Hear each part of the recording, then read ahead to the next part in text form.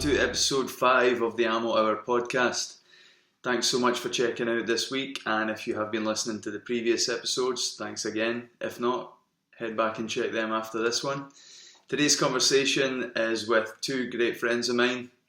It is Dupraz and Mathias Court of the band Pærish, along with their bandmates Freddie and Julian.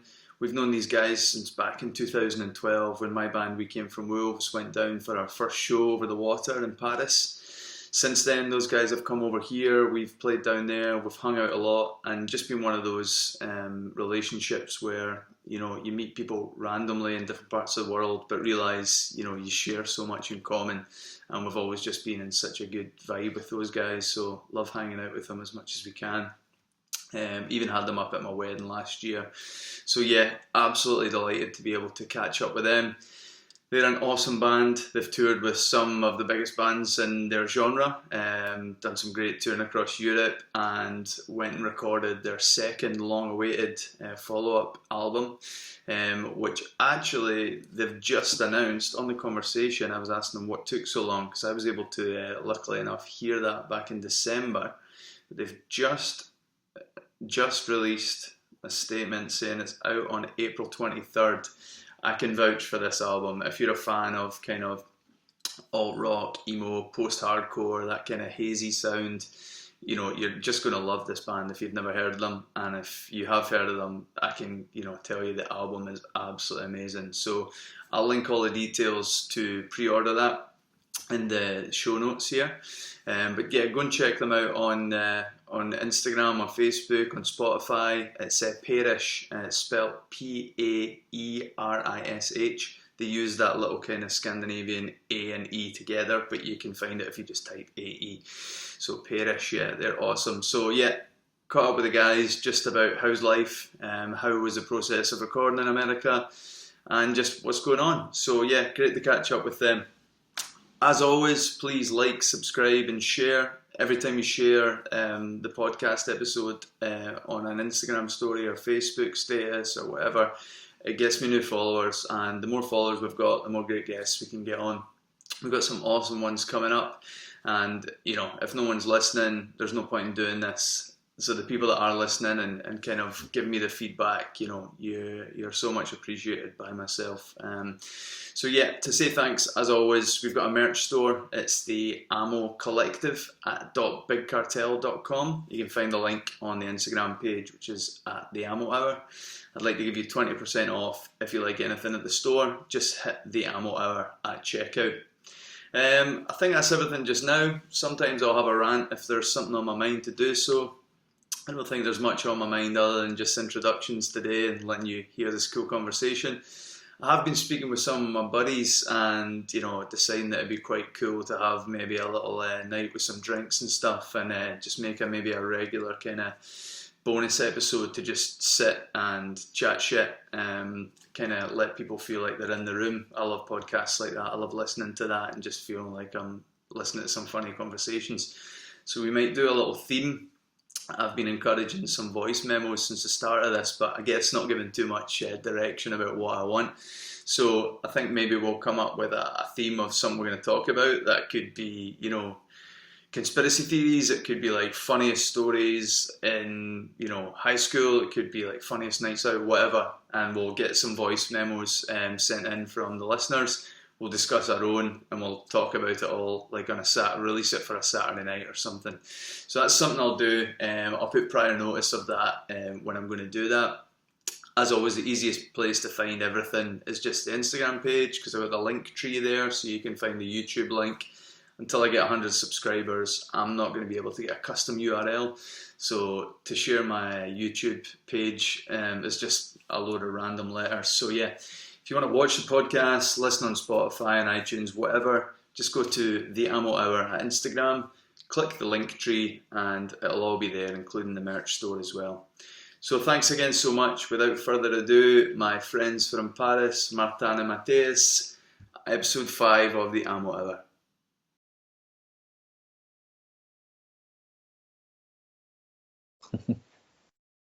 So here we are, coffee with Pærish. The teenage girls all over Europe jealous of me. What's up, dude? Good man. How are you both doing? All right. Like Good, yeah. like a beginning of a new year. Of Yeah, a cool man. year, we hope so. Yeah. Hopefully a different year, but who knows? Yeah, like I just said, Glastonbury's getting cancelled, so we'll see what Yeah. happens. But yeah, I thought you guys had been headlining that, so that's pretty shit. yeah, that was the goal of 21. You know, we It were was supposed to be. Jay-Z or Pærish. Yeah, exactly. Yeah. And when Jay-Z saw we were Together on stage, going, he cancelled. Yeah, I tell you what, listen, Linkin Park did it. Why Yeah. don't you reach out to him? Yeah, Sure. we should, yeah. yeah, do a featuring. Yeah, man. So like, Nice, shy. He's not showing his face. What are you doing, man? oh no, I can see him. Oh, really? What the fuck? Yeah. Oh, well, I won't Don't see you my. see me? That's Oh, okay. That's okay. Maybe move to your call layout at the top. Well, that's all right. I'll find a way. Cool, man. Cool. Martin, just before you came on, Matthias was just saying that he was kind of like myself, just been stuck at home quite a lot. Like, have you been able Yeah. to work, or are you the same? like November and December were like busy, really busy. That was cool. But now I'm just like stuck in the countryside, you know. I bought a house a few months ago, so I'm just like doing homework there and like painting and stuff. It's cool. It's cool. Nice, man. Where did you buy? It's like 2 hours from Paris, like in Burgundy. So it's like full of like vineyards and stuff. It's pretty cool. Wow, that's lovely. Cool wine, cool food. That's cool. Yeah. Sweet, man. And Matthias, you're still in the center of Paris, yeah? Exactly. That same flat where maybe you slept on this couch or maybe the bed over there. No, I've seen. You know the flat. Last time you came here, I brought you croissant in the morning. Oh, yeah. Remember? I love staying there, man. N64, some Cronenbergs. Exactly. You know it, man. That's sweet, man. So do you both, I know you're saying you kind of lost a job due to it, Matthias, due to COVID and stuff, but were you both doing TV work? Martin, you're doing a lot of like director stuff just now, aren't you? Yeah, and that's cool because like it wasn't really like affected by the COVID situation because shootings were still happening and commercials and stuff. So it's pretty cool, you know. I worked more during the COVID era than before, so it's pretty cool. Sweet. It's pretty cool. I'm lucky enough to do that. Yeah. And Matthias, you're just trying to find something to keep you from Yeah, being well, bored. it's been a weird year, but like I said, before recording our second LP with Will Yip, when I announced that to my previous agency where I was working, it was a cool job actually, but I actually lost the job because of that. And then I thought 2020 would be all about touring, like we all thought in Pærish, of course. And yeah, so I kept doing side jobs, and it's not going so well. I'd love to go back in TV right now, but if you haven't been working nonstop in it, it would be better, I guess. But you know, we'll see about it. Man, like everyone has to, I know like it sounds like quite a cliche, but everyone has to suffer for their art sometimes. And, you know, I've been lucky enough to hear this record for quite a while, you know, Julian sent me it. And I think, you know, it sucks you have to lose your job, man, but it's a fucking great album. I hope you two are as proud of it as I am of you guys. Thanks, Yeah. man. Yeah, we're very Appreciate proud it, of it, thanks. and that's cool to be able to, you know, finally release it. We'll finally be able to release it, I guess, in a few months. But yeah, at least we can have that, and that's great. That's Yeah, cool. man. It's I mean, the first album was really great. I mean, just for people listening in who maybe don't know, we met back in 2012 on Yeah. the first tour of my band down to England, and then we crossed over to Paris and met you guys, and then we just hit it off, didn't we? Sometimes you just meet people you're on the same level. Yeah, of course. And we've been over to Paris Yeah. maybe 3 or 4 times, and you've been over to Almost 10 years ago, man. crazy, man. Huh? That's fucking crazy. Yeah. Yeah, and then you recorded your first album here, came and did some shows with us. Yeah. Talk It's- about what do you think's the differences in kind of your sound or your records between the first and the second? Oh, that's a big one. That's a big for so many That's a reasons. big one. first I have to say that for the first album, it was the first album for everyone, and the first songs and everything was so like a first time, and we were so stressed out, and we're trying out stuff, and some of these songs have been written for like during 5 years, so it's a big specter of evolving as musicians, and we didn't know what to do in a studio. That was pretty scary and very cool at the same time. Whereas for LP2, we had some good reception from the first album, and we knew people liked it, which was really not the case for the first LP. We just threw out songs, and after so many years all together, we really wanted to have at least one album with 12 songs that we can be proud of. Whereas that new album, we knew that we wanted to be better, and we went there being more confident, I would say. And of course, the Americans with their big sound, that's what we were heading for, of course.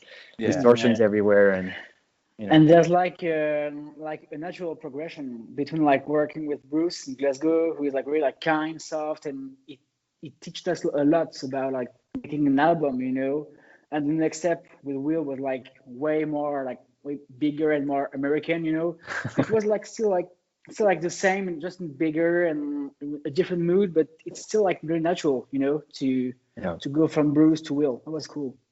That's cool, man. I guess like you really loved, like it's weird when people come to the city that you're from and you see it every day and you don't think there's that much exciting about it. I remember the first time you guys even came to Perth and you were like, oh wow, this is cool, man. Everyone looks so cool and interesting. I was like, what? These people? And then you came to Glasgow and you guys loved Glasgow, So like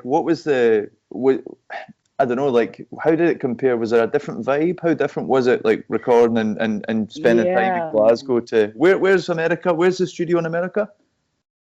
Philly. Yeah, Philly. Yeah, so what's the differences there? What's the vibes?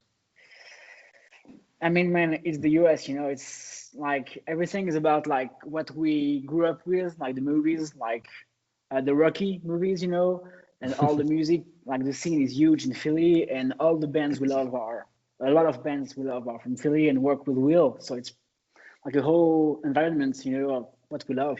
Even like the food and like, the views, like the buildings and the streets, everything like reminds you of what you grew up with, like the movies and TV shows and stuff. So it's a huge like, inspiration for little French guys, who grew up like in the countryside of France. That's cool.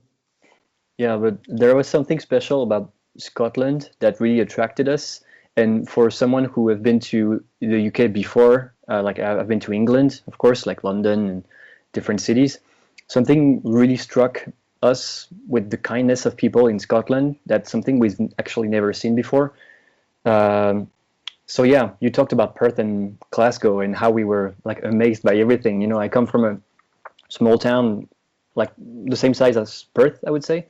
Mm-hmm. And it's not the same way you go, like when you go talk to people that are not as openly nice, and this is a reputation you guys have, so it's not only Glasgow, it's also all the different little cities, and this is something that definitely made us fall in love with Scotland, and it is pretty different in the US. Of course, cities are bigger, so you can encounter many different kinds of people, especially like the bigger the city, maybe the less nice the people will be, but because you're French, people see you as some kind of an exotic bird all the time. So yeah, I would say we don't encounter like the real conversations every time we go somewhere, but we loved everywhere so far.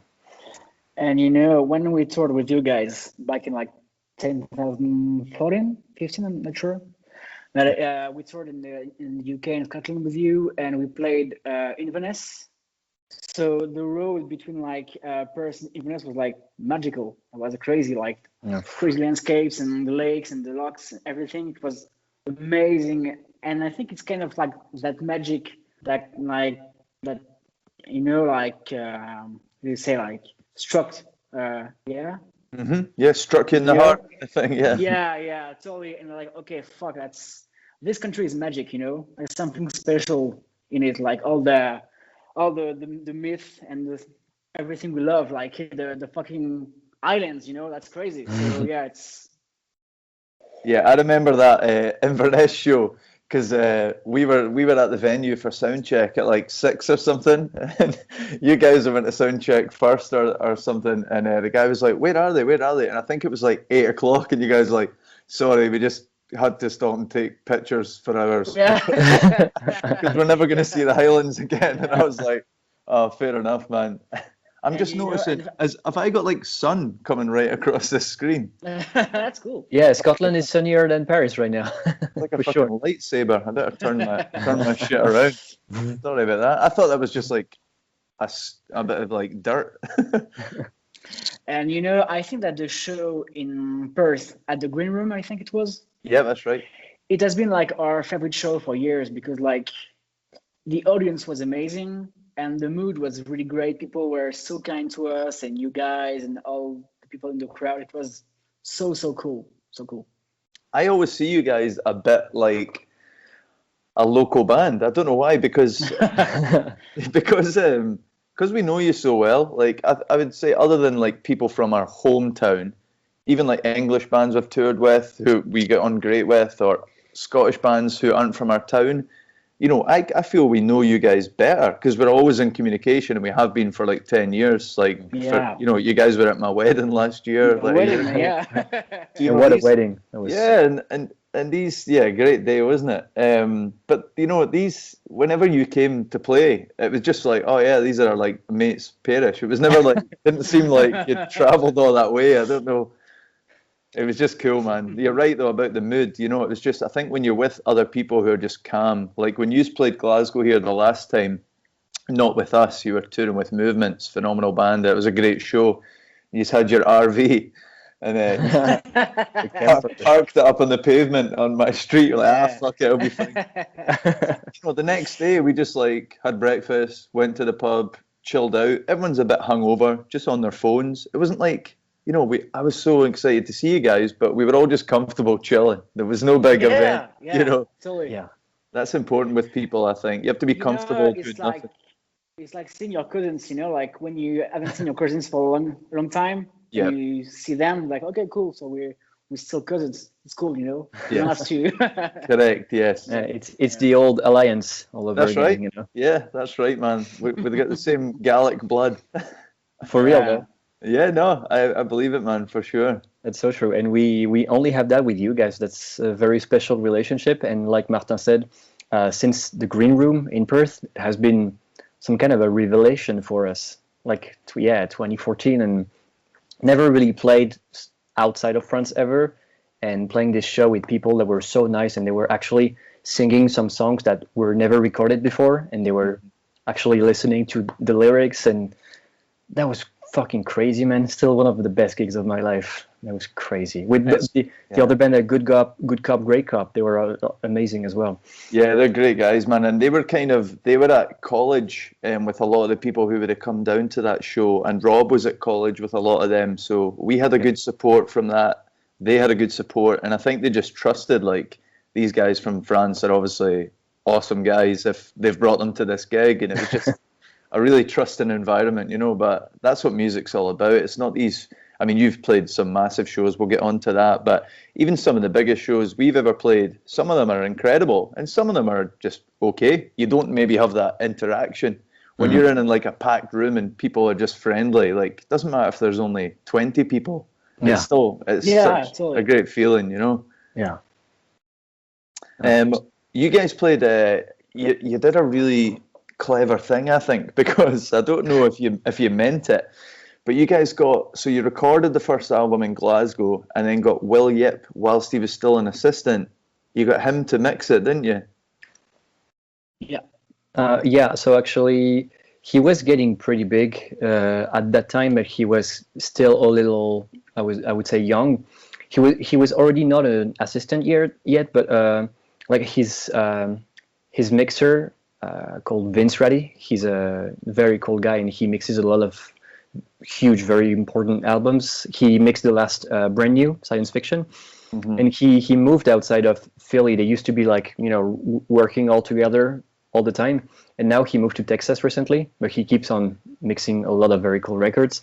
So we managed to have this one. At first we asked for Will, and Will said that he would not be maybe affordable for us, but he said, go ask Vince, he's very good, and I can master the album if you want. So that way we managed to get in touch with them already in 2015, way before he got way too big. He was already big because he was already doing Super Heaven, Title Fight, Circa Survive, like bands who are still huge today. So that was cool to get in touch with them. But I would say, and I feel like it's cool that we knew them for LP2, but still you could feel, you could touch how big Will grew up years later. It's like in 2019, he was like a rock star. So it was pretty hard to approach him, but we managed somehow. So that was cool. But it was easier back in the day. That's Yeah, great, and when you mastered the first LP, he was like, guys, it's a great album, but you have like a name that no one understands, so change it. Yeah, that's right. So we changed our name, and that was a smart move too, I think. Yeah. Oh, shittiest name Thanks ever. to I him. think so. I think so too. I've still got the Crackety Flynn T-shirt. Keep it. Yeah, it's gonna be a piece of collection, you know. I think so, man. But yeah, Pærish. I mean, obviously, it's the character reference to Jumanji, isn't that right? Yeah. Sure. Yeah. But obviously, it's really clever. I guess you guys must have meant this, or maybe you didn't. But like, it also is pretty close to Paris, isn't it? So it's kind of Yeah, it's like the whole thing we do on stage, like, hey, we are Pærish from Paris, and that's funny, you know. So it's just like a small. Yeah, that's weird. We hesitated between, I would say, like 30 different IDs and names. And the first one who actually got the ID is when the singer Brian from Silver Sun Pickups, when we toured with them in Europe, he started every night saying, hey, we're touring with Pærish from Paris. And he was pretty, he was finding it pretty funny. And at first I was like, oh shit, man, I don't want to have my name affiliated to my city, because I'm not, I like Paris, but, so yeah, I got used to it, and everyone keeps saying that. So I'm like, yeah, shit, but that's okay. It's good for people. It's good marketing for people to remember. But then you've not just called yourself Paris. Like it's. All the times I've been there. So I think it's 4. Is it 4 times? We've maybe played 3 and we just stopped by once. I think we've stayed with you like 4 times. That's possible. Yeah. I've still never seen Paris, man. Shit, yeah. Not once. We always. That's the schedule we give her.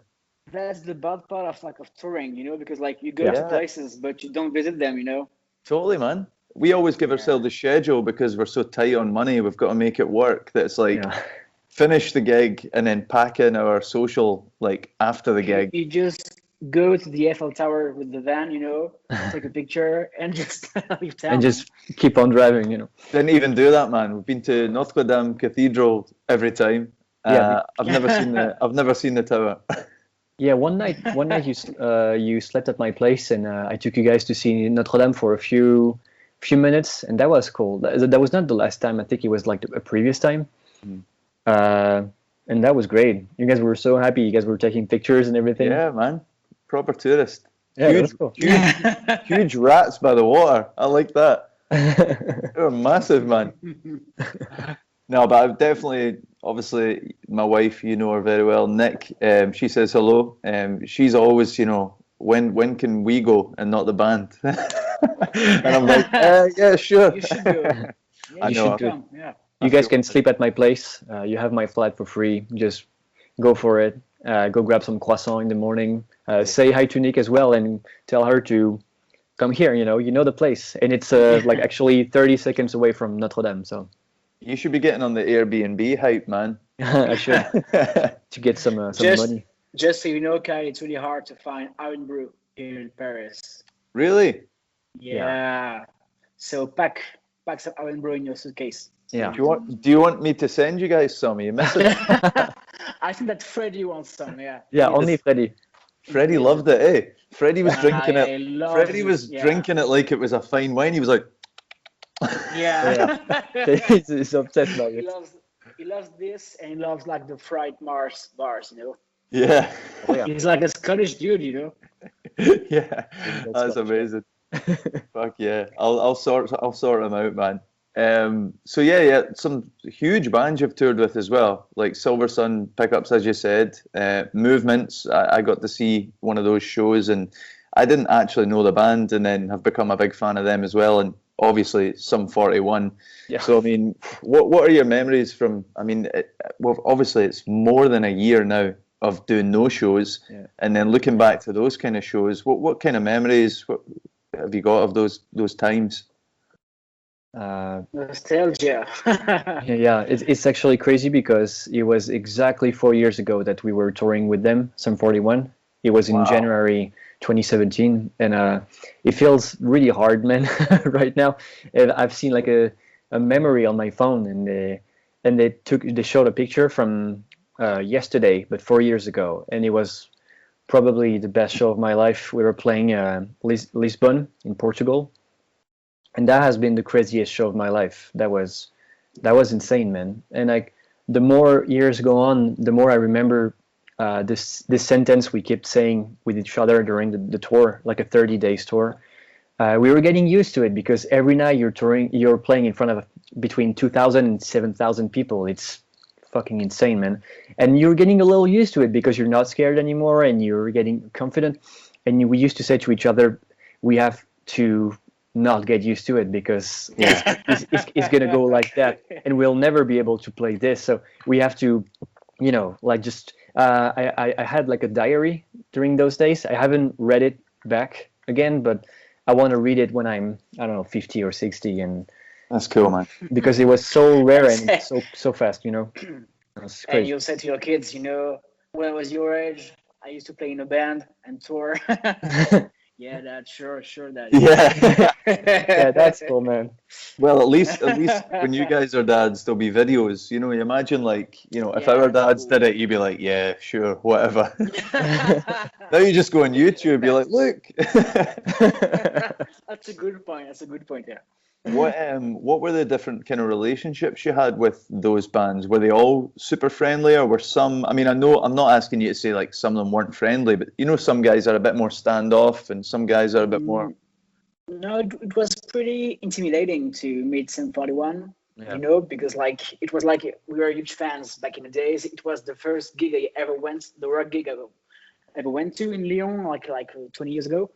So it was crazy to meet them, and we were so scared, but they were so nice, so nice. And everyone on every tour is really nice. It's just like we are on the same boat.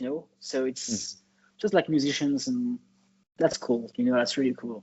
We all love the same things, like music and TV shows and movies, and we just talk about it. Sports, Dave from Sum 41, he loves football, so we talked about football a lot. It's cool. Yeah, I saw you got on the was it a Leon shirt with Brown Sound on the back? Yeah. That's so cool, man. Okay, so we played in Marseille, and he was wearing a Marseille shirt with like Tovin on the back because he played for Newcastle. He's a huge Newcastle fan. So I was like, fuck this, man. Tomorrow in Lyon, I will buy you a fucking Lyon shirt and you will wear it. And he did. Brilliant, man. Good on him, eh? I mean, Movements were probably more your age in terms of, they were more your age. The other guys are obviously kind of older bands. Did you feel you had more in common with them, or just the same with everyone, really? Of course, yeah. Movements was like amongst the four European tours we did. I would say Movements are definitely the one we're still the closest with. Actually, 1 year ago, not 4 years ago, but 1 year ago, I was traveling in the U.S. with my girlfriend. We went to California, and I had dinner with Ira, who's the guitarist from Movements, and his wife, Carly. And they're amazing. We met them in Paris a little before that, and they're like so nice. Patrick, the singer, he's singing on the album. Yeah, man, I heard that. I didn't, because Julien sent me just the files. Yeah. And honestly, man, I wouldn't say it if I didn't believe it. I would just say, "Oh man, sounds cool." The messages I sent you, man. I'm so proud of like being a vocalist, especially. I'm proud of all of you. But obviously, the drummer listens to the drums, and the bassist listens to the bass. I'm listening to the vocals, and you've always had a great voice, but you've always been a little bit within yourself, maybe a little bit not so. I don't know if shy is the word, but maybe more reserved. But on this album, it's just like, and that always suited the sound, by the way. The reserved sound was kind of like cool and understated. But I feel on this album, you just went like, yes, it's so great, man. Thank you. But yeah, that's weird to hear your vocals, and a few seconds later you hear this guy like Pat, like doing he's technically the best singer I've ever toured with, and That's I've great. toured with very famous guys who were like older, and this guy is like actually pretty young still, way younger than us, and he's by far the best singer slash musician I've ever seen. Like he's crazy, man. He's on another level, I would say. So that was amazing. The Movements guys are all adorable. I remember now, after recording the LP2, we had a few days off with Martin in New York, and Movements were playing a sold-out show, and they invited us in a very cool room in New York. That was amazing, and we were able to meet them. Like it was like 1 year after our tour together, and it was like with you, man. It was like you know, as soon as they get out of the backstage or something, we can talk about, I don't know, about video games or pizzas. It's very like it's the best people you can tour with. Is like normal people who just talk about everyday life, and even though they are like huge musicians, they're incredible, and their second album is amazing. But it's a very huge luck for us to be able to tour with down to earth people. We've never toured with anyone who were like a crazy diva or something, but I don't think it's gonna happen. I don't know. Or maybe it will be the divas, I'm gonna be the diva. I'm the only diva. Yeah. And the good thing about touring with Movements was like on this tour, it was their first European tour. So seeing them like discovering Europe, like, and every country is every time was so funny because they were like amazed by Germany, by Belgium, by France, by everything. It was like, oh, it's so cool, and the food and the landscapes, and it was refreshing. As you said earlier, Kyle, it's cool to see someone like from their eyes, like from their fresh eyes and fresh minds to see everything through them. Yeah. It reminds you like what is around you is beautiful and special. Like you just have not ever seen the uniqueness in it, I guess, Yeah. I'm getting some real. This looks like Photoshop, doesn't it? Moving this thing around like crazy. You should keep it, man. It's sexy. Okay. Like the Movements guys were like amazed because in Germany, in Hamburg, we had like food and drinks backstage. And it was like, oh, that's crazy, man. Like, it's fucking Europe, dude. It's okay, To be honest, though, the first time we came to Paris, I mean, yeah, I'm putting my eyebrows up, but the first time we came to Paris, like the level I think when you get to a certain level in Europe, that's normal. And we're not at any sort of big level, but I just mean like when you get paid and like, they look after you. When you're with like an agency, well, it should be the minimum, but it's not. Across the UK, when you're doing it like DIY booking, it's like you might get a split of the door and you just have to fucking do it all yourself.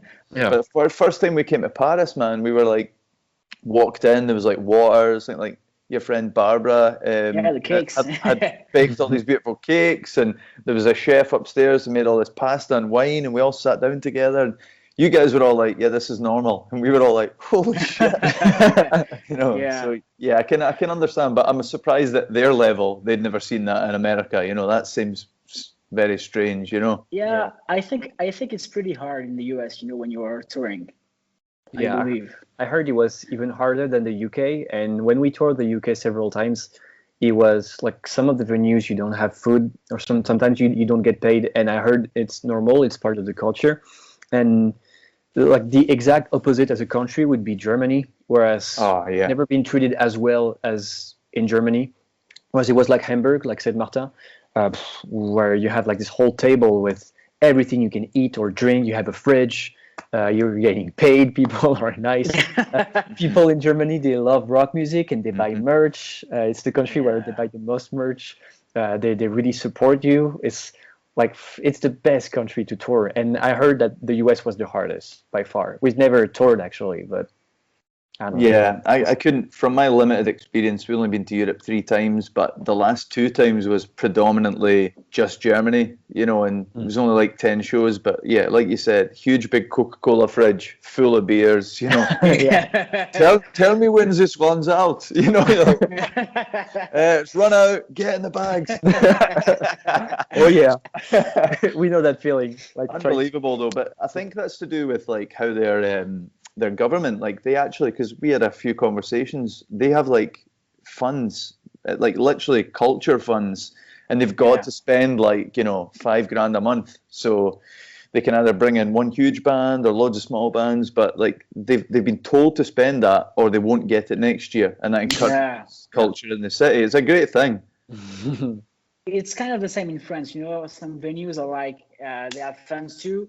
So like in the south, like in Toulouse, we play like in a cool venue, and we have like a chef, like a real chef, who was like doing some amazing food, and the venue is known for that. Like every band love to play there because they know that the food will be amazing. Like in the summer, they do a barbecue, there's a pool and everything. It's fucking crazy, man.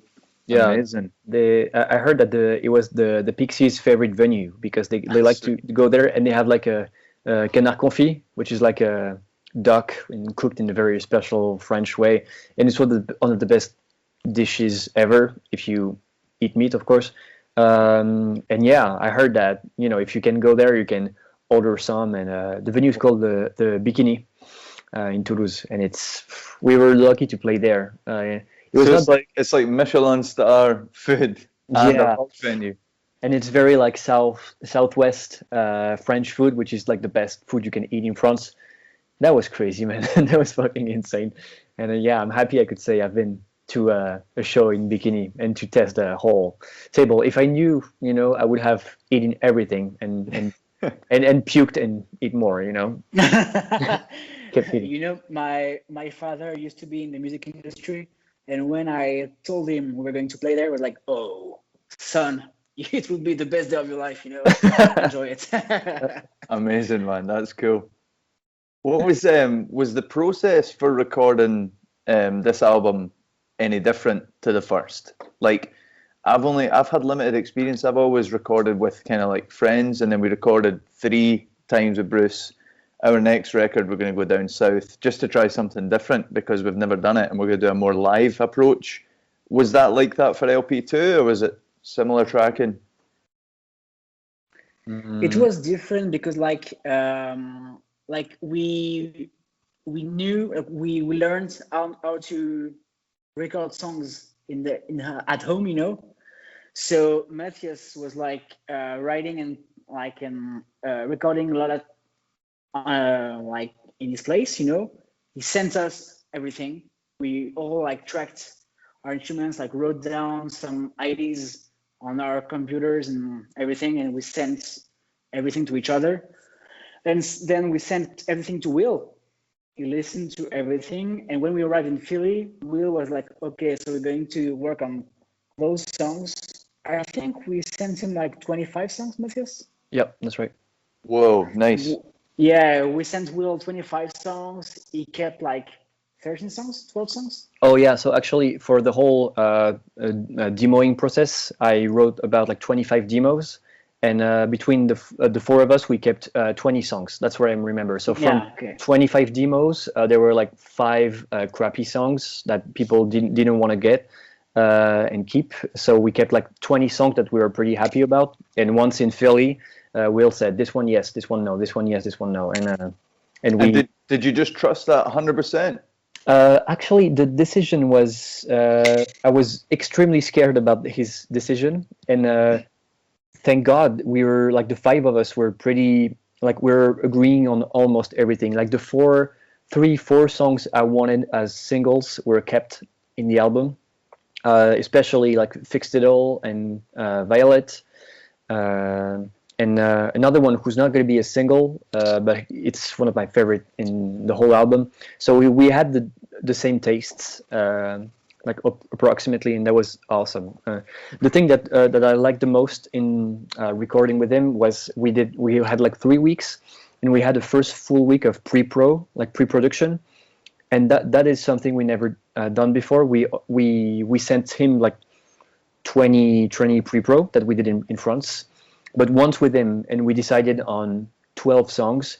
We had 6 days, and every day we did 2 songs with him, full pre-pro, like half a day song 1, half a day song 2 for 6 days, 12 songs. And he was relentless. I was drinking, like we talk a lot about singing, Kyle, because you're a very, very good singer. And I ask you to, like, for a lot of advices throughout the years. And the best advice you gave me years and years ago is about drinking water. And I was drinking about 4 to 5 liters of water every day. I had this huge thing. And I was singing like about at least 8 hours a day during pre-pro, and that was insane, man. That was fucking insane. During the like every morning, like when you sent me, so every morning I was thinking about you, dude. And Brilliant, and yes, that was every crazy. night too, you know. Yeah, man. Every night. Me too. I have a cushion with your name on it every night, man. But yeah, when Will says that a few weeks before, the singer from the Menzingers broke his voice during pre-pro, and you're a shitty singer, it's gonna be tough, But thank God I drank a shit ton of water. I went for a piss like 50 times a day, and that was fine.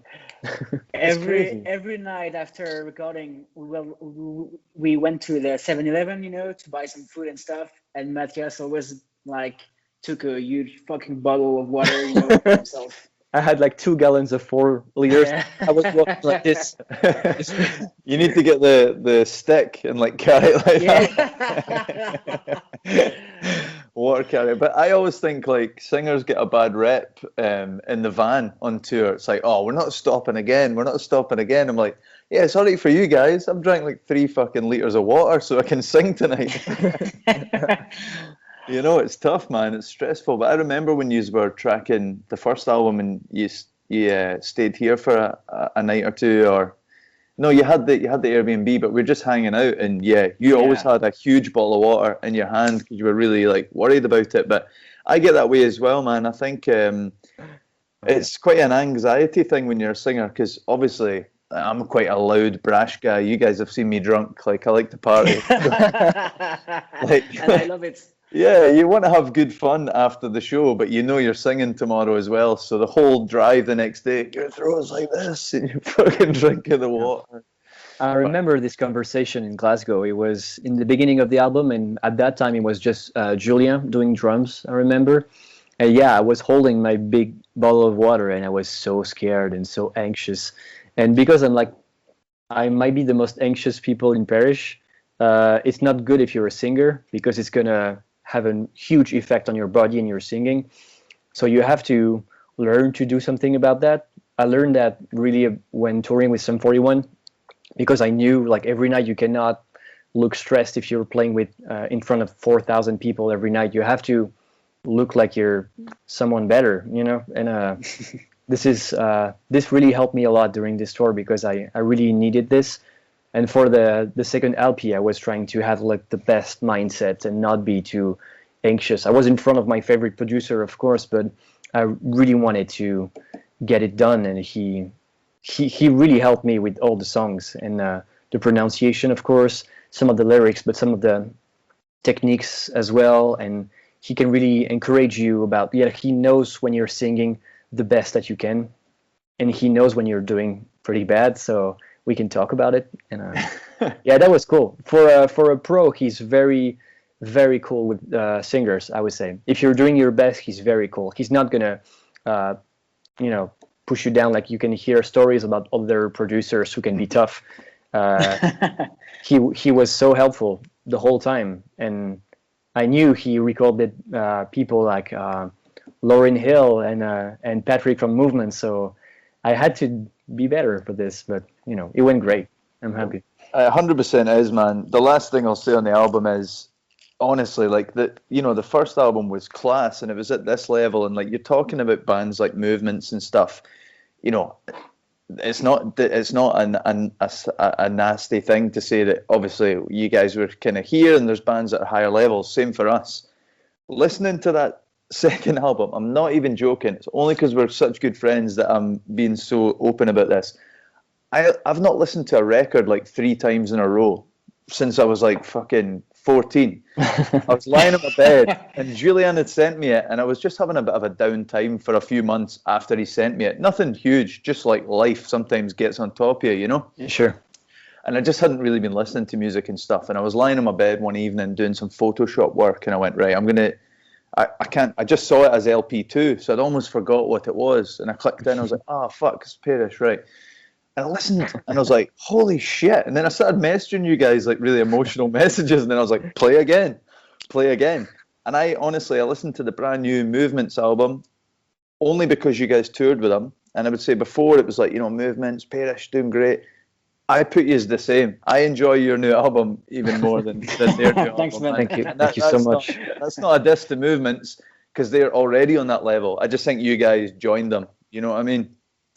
Thank you very much. Thanks to Will, I think he's a magician for real. Like, it's like a coach though. Me and Martin love football. Yeah, exactly. I was about to say the same way. Yeah. It's like it's not all on the coach, is it? It's not all on the coach. You've got to take credit yourself.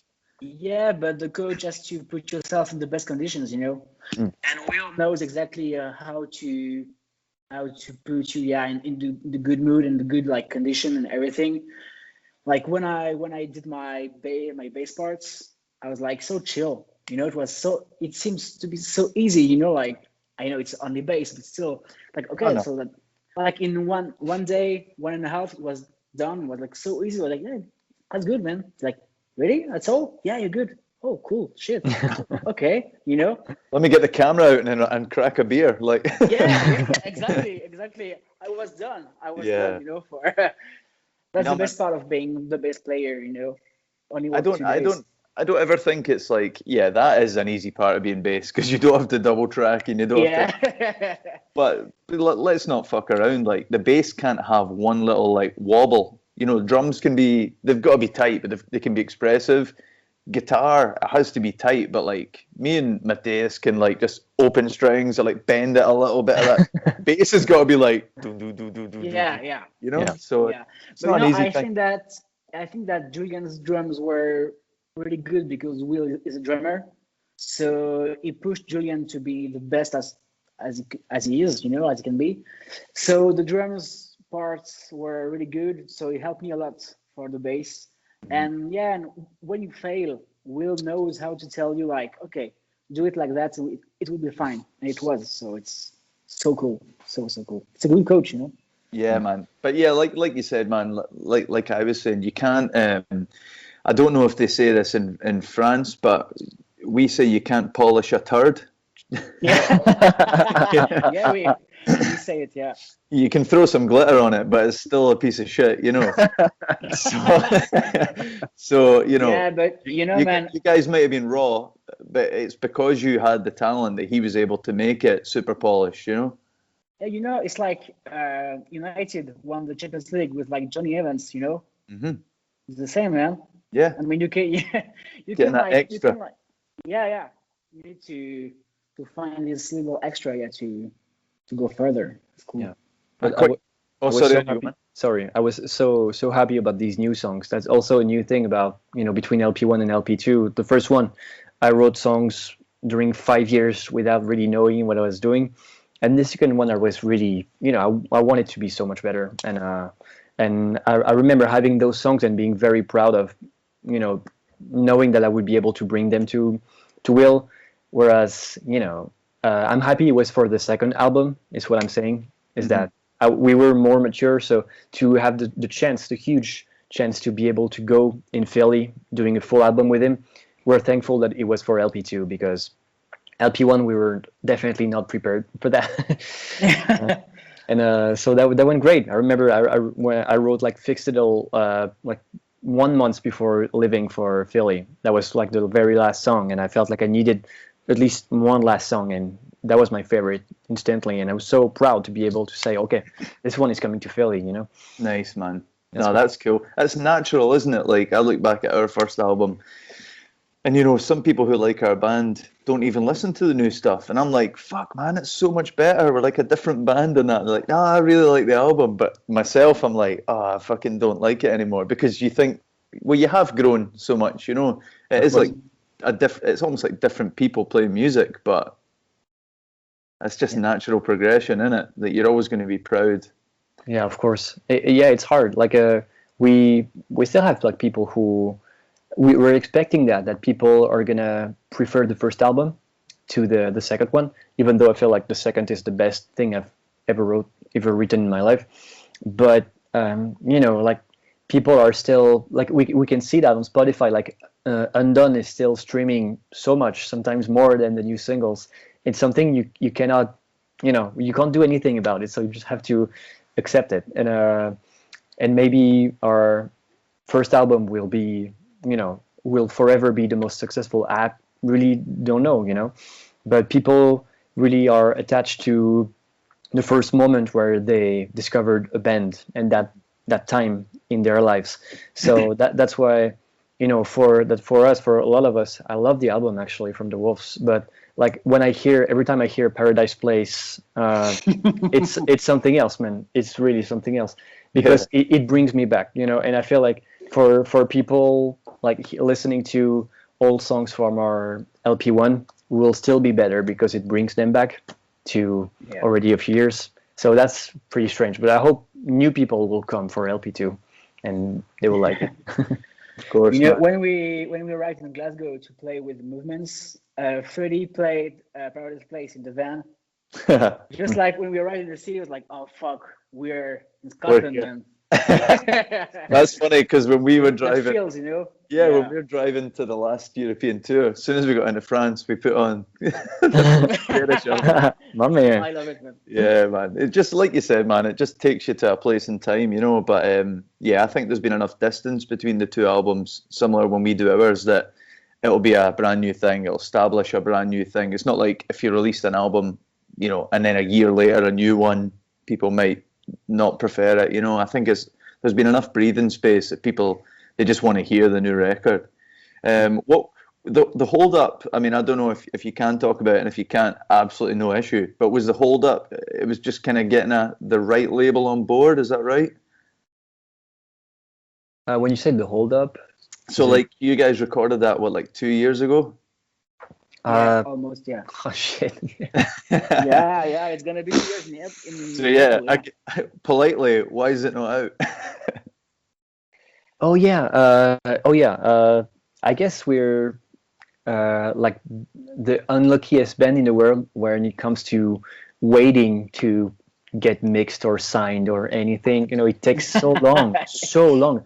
And if you think about it, when we recorded the first album, it took us 2 years to release it, literally 2 years, because we met this new manager and he really wanted us to find the right label. And he was right. We kept on looking for structures to help us, and finally we did it on our own anyway after 2 years. But he was right for us in the idea of waiting, because if we haven't waited, we would have never toured with Silver Sun Pickups and Sum 41, because he was right on time and the streaming was doing so well at that time and everything. If we, you know, so and for the second album it's the same. We really wanted to have like the right label, and we finally signed with Side One Dummy Records, which is a label that we really admire and we've been admiring for years, since LP1 actually. We've been in touch with them since at least 5 years.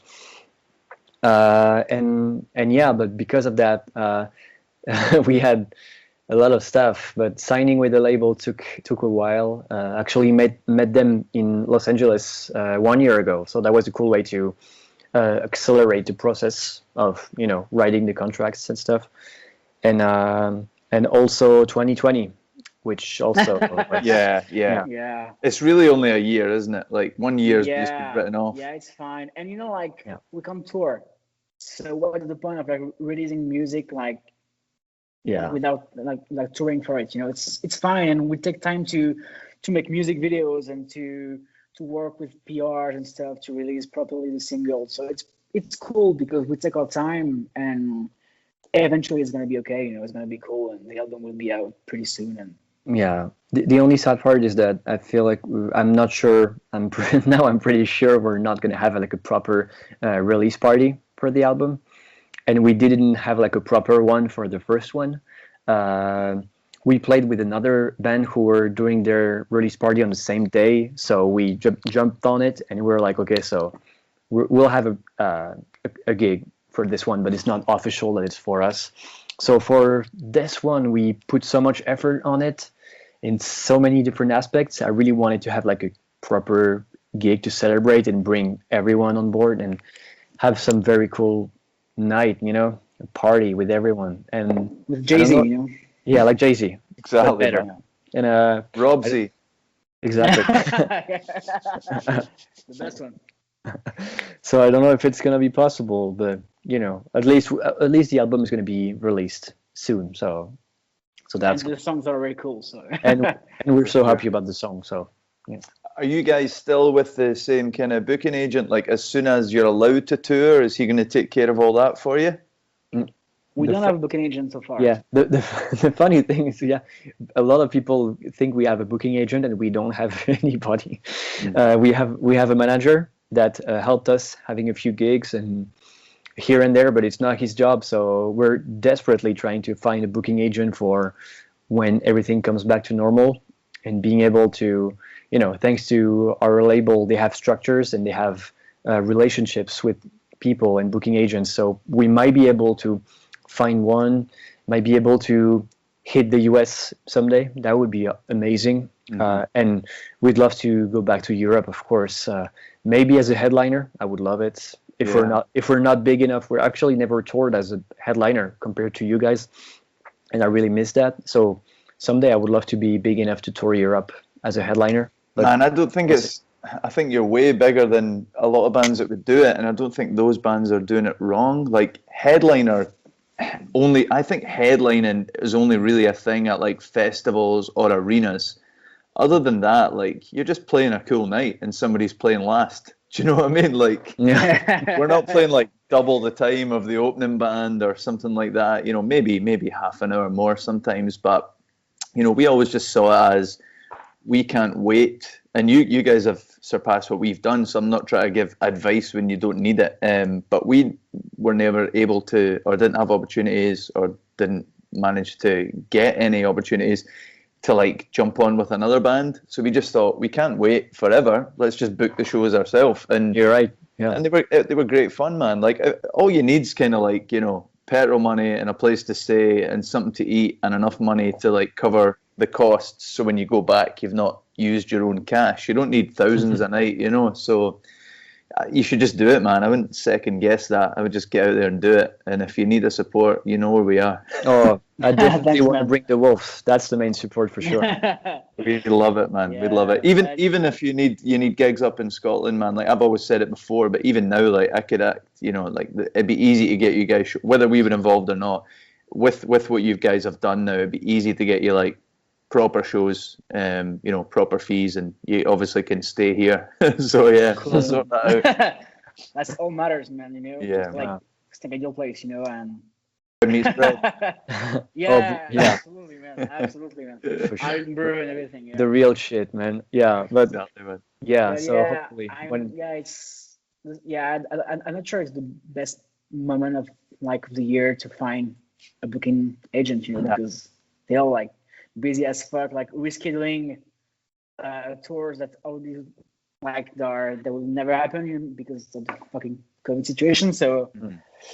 So it's complicated. Like a French booking agent contacted us like a month ago, but nothing can happen right now. So it's still on hold, and we'll see.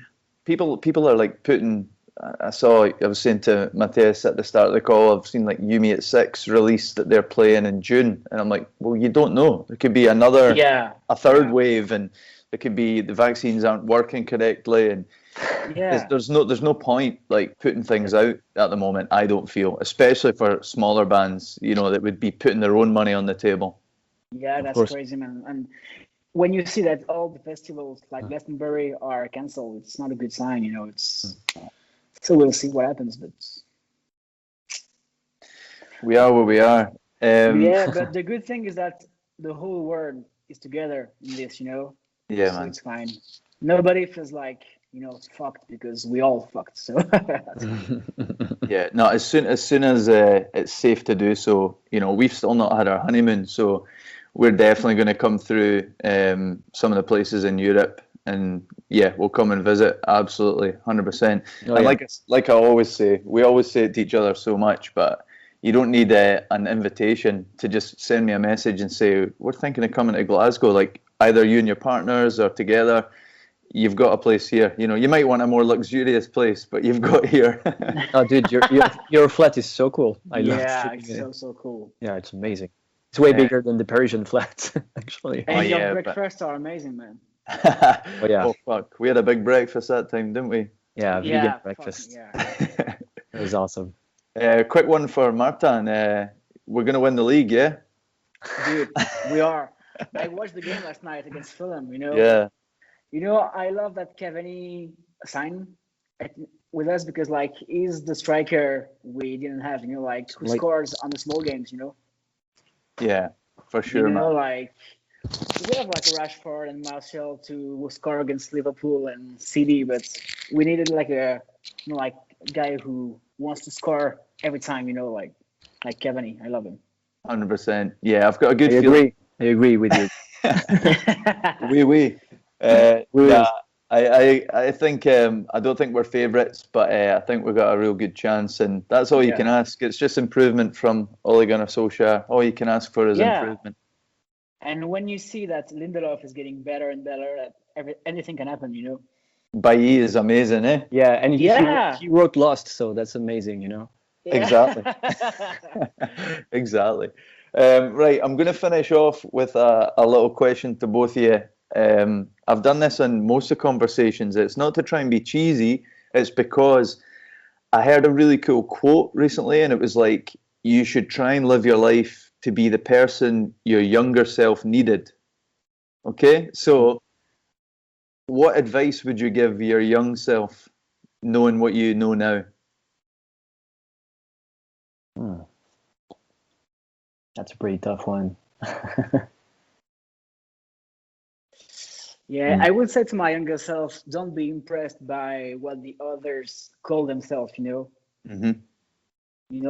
Don't feel like you're not in your place, you belong where you are, so fuck them and go for it, Brilliant. Yeah, that's a great one, man. I would have said, if you really like something, get up early in the morning and start doing it, right now, and just work and work and work on it, and to have the best thing, and to become the best thing that you can be. If you start having a passion, just go for it. If you don't want Smash Bros. To just be I'm a huge Smash Bros guy, and now I'm the best player in France, so things happen, And that's both great bits of advice, boys. I've loved catching up with you, man. We need to do a Wolves and Pærish night. Oh, totally, man, totally. It's so cool. The lag might be difficult, but I'm drinking water in a Stella glass, nice. That's for you, man. That's for you. I love that. Reminds me of all the Stella cans in your bathtub, Yeah, you guys said that wasn't something that happened in France very often, no? No. And now you do it. Yeah, totally. It's convenient. It's so convenient. It's cool. Yeah, everything's cold. You don't need to throw out the cabbage, Yeah. Right, my guys, I'm going to sign off, and I'll give you a shout on Messenger or something. We'll get another hookup because it's been good. It's been too long, Dude, yeah, totally. I could speak with you for hours, man. It's always so cool to have you on a call, and really wish something can happen with in the future years about touring all together. Having a real thing all together and going to Germany again, and doing the real thing. You guys are probably one of the few bands where I wouldn't really give a fuck about making the money. It would just be a great time, Totally. Just make sure, try and cram in one van, make sure the costs are covered. It doesn't matter who's getting what fee. Let's just do it. Yeah. Sure. Just be assured that the beers are fresh and cool, Yeah. Exactly. And me and Matthias have got plenty of water. Yeah, plenty of water. Vegan food and yeah. Yeah. As long as Rob is here on tour with us, you know, I'm happy because he's the sexiest dude on earth. So Oh man, he's gonna love this. Yeah. The best harmonies and yeah. oh yeah, fuck yeah. What a voice. Voice of an angel. Oh for real. Yeah. The Scottish Well, angel. too, you know? Rob Z, the rapper. Right, boys. I'm gonna get on. I'm gonna set up a wee night for all of us. I'll get on that and I'll message you guys soon. All right. Yeah, sure. Cool. But thanks Yeah. so much, man. I love you both. Take care, man. Love you, Thanks man. a lot. Take care. Take care, boys. Bisous. Allez, Manchester. Ale.